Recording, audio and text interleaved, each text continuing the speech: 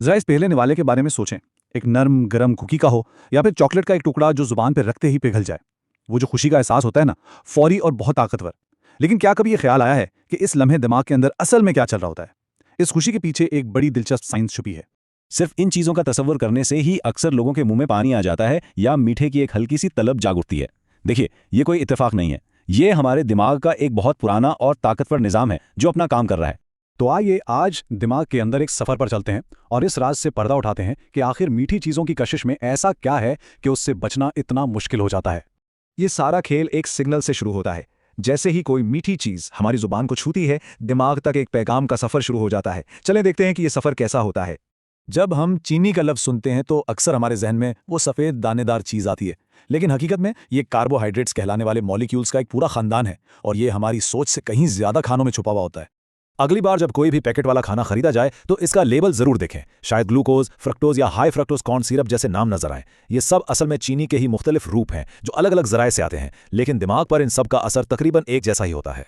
और ये सिर्फ कैंडी या केक तक की बात नहीं है। चीनी तो भेस बदलने की माहिर है, जो टोमेटो केचप, दही और यहाँ तक के नाम नेहाद हेल्थ बार्स जैसी चीजों में भी छुपी होती है, जिसकी वजह से हम अनजाने में इसे बहुत ज्यादा इस्तेमाल कर लेते हैं। तो ये सिग्नल सफर कैसे करता है? सबसे पहले जुबान पर मौजूद हमारे टेस्ट सेंसर्स एक बरकी पैगाम भेजते हैं। ये पैगाम बिजली की रफ्तार से दिमाग के पिछले हिस्से से होता हुआ आगे बढ़ता है और फिर कई रास्तों में तकसीम हो जाता है। आखिरकार ये दिमाग के एक खास हिस्से तक पहुंचता है जिसे कहते हैं रिवॉर्ड सिस्टम। और जनाब, असल कहानी यहीं से शुरू होती है। तो ये रिवॉर्ड सिस्टम आखिर है क्या? ये हमारे दिमाग का वो हिस्सा है जो खुशी, तहरीक और यहाँ तक कि लत को भी कंट्रोल करता है। आइए देखते हैं कि चीनी इसे कैसे अपने काबू में कर लेती है।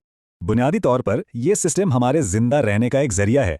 ये लाशऊरी तौर पर हमें बताता है कि कौन से काम हमारे लिए फायदेमंद हैं, जैसे अच्छा खाना खाना या दोस्तों से मिलना, ताकि हम उन्हें दोबारा करें। जब ये रिवॉर्ड सिस्टम एक्टिव होता है तो दिमाग का रद्देअमल बिल्कुल वाज़ेह होता है। ये एक ताकतवर हाँ की तरह है, एक अंदरूनी आवाज जो कहती है, वाह ये बहुत अच्छा था, चलो इसे दोबारा करते हैं। इस पूरे सिस्टम की जो करेंसी है वो है डोपामीन। ये दिमाग का एक कीमियाई पैगाम रसा है जिसे अक्सर खुशी का केमिकल भी कहा जाता है। जब डोपामीन रिलीज होता है तो ये खुशी का एक सैलाब लाता है जो इस बात को यकीनी बनाता है कि हम उस काम को याद रखें और दोबारा करना चाहें। और यहाँ एक हैरानकुन हकीकत सामने आती है।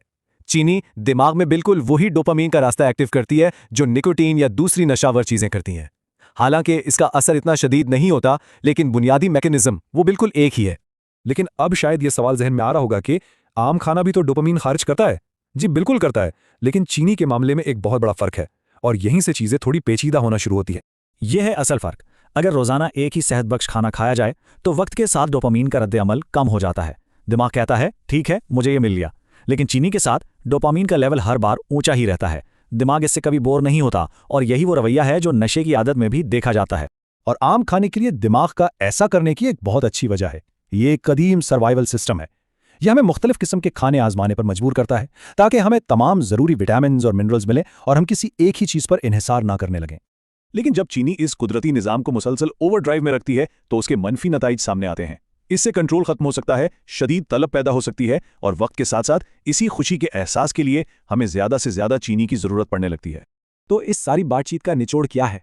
क्या चीनी को मुकम्मल तौर पे छोड़ देना चाहिए? आखिर में सारी बात तवाज़ुन की है। कभी कभार केक का एक टुकड़ा दिमागी निज़ाम को ख़राब नहीं करेगा। असल मसला उसका मुसलसल और ज़रूरत से ज़्यादा इस्तेमाल है जो इस नाजुक रिवॉर्ड सिस्टम को उसकी हद से बाहर धकेल देता है। तो इस साइंस को जानने के बाद अब जब कोई अगली बार किसी मीठी चीज को देखेगा तो क्या वो उसे एक नए नजरिए से देखेगा?